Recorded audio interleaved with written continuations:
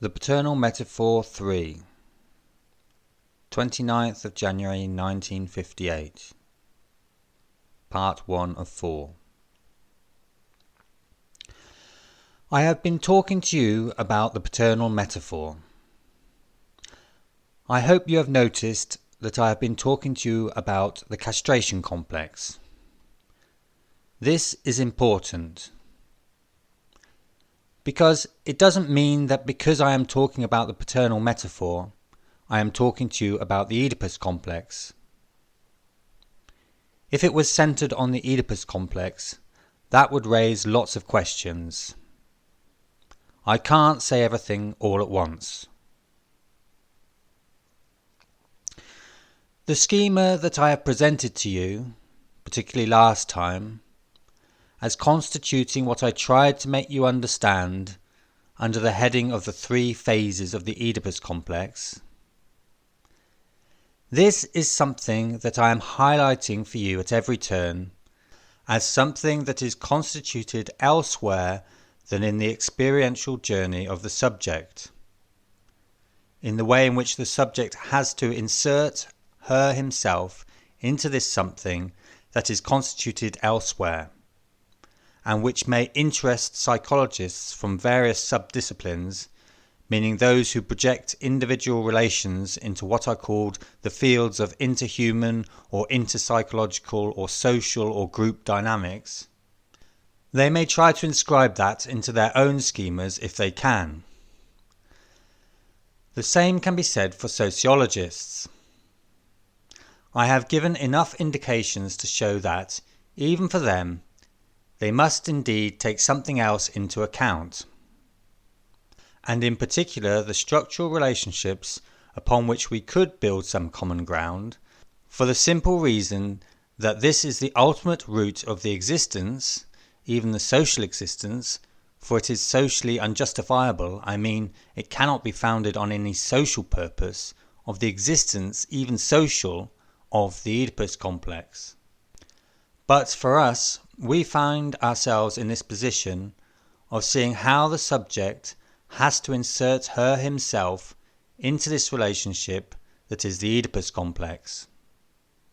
It's not me that discovered it, that invented it, nor was it me that started making it into a doctrine, in which he cannot insert her himself into it without, within it, playing a leading role, the male sexual organ, centre, pivot, object to which relates this whole order of events, it has to be said, quite confused, quite badly perceived, that is called the castration complex.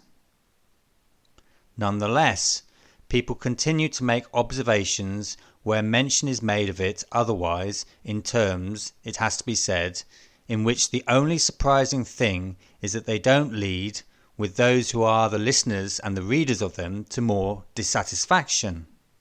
I am trying through this kind of psychoanalytic fulmination to give it to you by the letter, in a way that does not mist up. I mean to distinguish conceptually the various levels of what is involved in the castration complex. This castration complex that can just as equally be conceived of as intervening at the level of a perversion that I would call primary on the imaginary plane, a perversion that perhaps we are going to talk about a bit more today, one that is also intimately linked to achieving the Oedipus complex, homosexuality. In order to try to see clearly, I will all the same take up where I left off, as it is relatively new, with the way that I articulated the Oedipus complex for you last time, with, at its centre, this phenomenon linked to the particular object function played there by the male sexual organ. I think there is good reason to go over these steps again, to make them clearer, and also on the basis of this I will try to show you, as I announced that I would, how this sheds at least some light on well-known but poorly located phenomena such as homosexuality, for example. You have to leave behind those schemas that are directly extracted from the juice of experience, as soon as you try to work through these phases. They are not necessarily chronological phases, but all the same, it does have to cover this, because chronological phases can also only play out in a certain order. Hence you have, as I've told you, in the first phase, the relationship between the child and, not, as we've said, the mother, but the mother's desire. To desire. It hit me that I have to take into account that this is not such a familiar formula, and that some of you were having some difficulty in accommodating this notion that to desire something is different from desiring the subject's desire. What needs to be understood here is, of course, that the desire for this desire definitely implies that there are dealings with something, the first primordial object, the mother in effect. I mean that she has been constituted in such a way that her desire is something that can definitely be an other desire, namely within the child's desire, where the dialectic of this first stage is taking place, where you can see that the child is particularly isolated, bereft of anything other than the desire for this desire that he has constituted as being the other that can be present or absent. Let's really try today to get hold of what this relationship is, with what it relates to, what gets inserted there, i.e. the object of the mother's desire. To sum it up, what has to be broached here is this. It is something that we are going to call big D, i.e. the mother's desire. And to see how this desire, let's call it D provisionally, that is desired by the child is going to be able to come together with something that is constituted at the mother's level in an infinitely more elaborated way.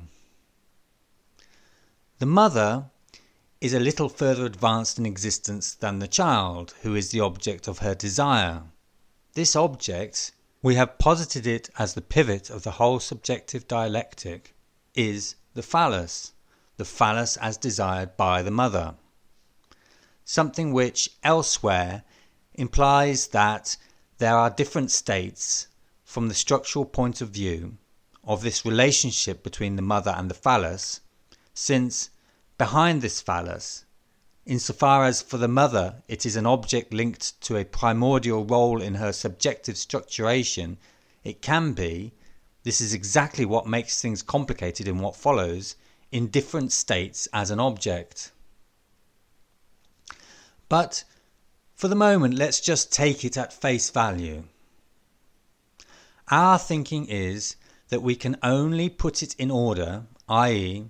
into a just and normal perspective within the whole psychoanalytical phenomenon, by starting from the structure and the signifying circulation. We always have stable and sure points of reference because these are structural points of reference linked to what could be called the pathways of signifying construction. This is what we use to guide us. And it is because of this that we don't otherwise have to get flummoxed about what this phallus is for the mother.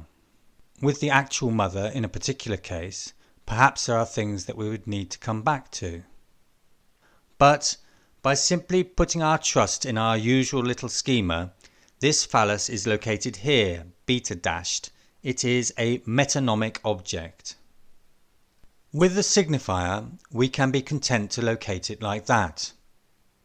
It is essentially a metonymic object in that it is in every way that which, because of the existence of the signifying chain, is going to circulate like a ferret everywhere in the signified. What happens is that, as experience shows us, this signified takes on the leading role of being in some way the universal object for the subject. This is exactly what is surprising. This is what is outrageous for those who would like the situation concerning the sexual object to be symmetric. That the man has to discover, then adapt to a series of escapades concerning the usage of his instrument, with, as they would like it, this being the same for the woman, i.e. for penis-nide to be at the centre of the whole dialectic. It is not at all thus. And that is precisely what psychoanalysis has discovered. You could even say that this is in effect the most appropriate penalty, that there is a man field of study, which is the field of psychoanalysis, and which is not simply the discovery of instinctual development more or less rigorously studied, but of the whole thing superimposed upon the anatomy, meaning in relation to the real existence of individuals. How can we conceive what it is about, i.e., that the child that has the desire to be the object of his mother's desire can get some satisfaction? There is clearly no other way than to come into the place of the object of desire, beta dashed. What does that mean?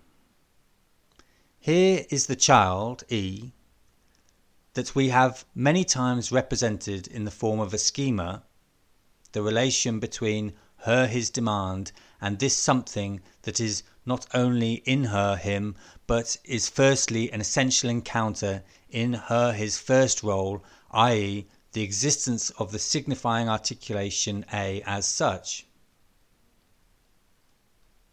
Here, beta, there is nothing yet, at least not in principle. I mean that if the constitution of the subject as I am speaking about discourse here, is not yet differentiated in any way, it is already involved from the very first signifying inflection. The I is not obliged to designate itself as such in discourse, in order to be the prop on which this discourse rests. In an outburst, in a command, come here, in an address, you, there is an I, but a latent one. That it is latent, this is what we are expressing here, beta to beta dashed, by simply putting in a dotted line, in the same way as for the metonymic object that is not yet constituted for the child. Here, D, is the desire expected from the mother, and there, M, which is going to be the result of this encounter between the child's address and the existence of the mother as other, i.e. a message. It is clear that for the child to reach this point, which is for him to coincide with the mother's desire, meaning something that we can already represent at this level as what is immediately available to him as a means of getting to beta dashed, with putting it into dotted lines, but for different reasons, because this is completely inaccessible to him, with what is the beyond of the mother. It is necessary and it is enough that this I that is there in the child's discourse comes to constitute itself here at the level of the other that is his mother, that this I of the mother becomes the child's other, and that what circulates here at the level of the mother, insofar as she articulates the object of her desire herself, comes to fulfill its function as message for the child here. I.e., in the final analysis, that the child renounces whatever it is momentarily. It is not a question of punishment, whatever his own speech is, because his own speech is still at that moment in the process of formation. That the child quite simply receives, in the form of a message, what is produced here, M, which is the totally brutal message of the mother's desire, receives here, E to beta dashed, at the metonymical level in relation to what the mother says, absolutely receives, at the metonymical level, his identification with the mother's object. This is extremely theoretical, but if this isn't grasped to begin with, it is completely impossible to work out what has to happen next, meaning precisely the coming into play, the insertion of this the beyond of the mother, that is constituted by her relationship with another discourse that must be, as it happens, the father's.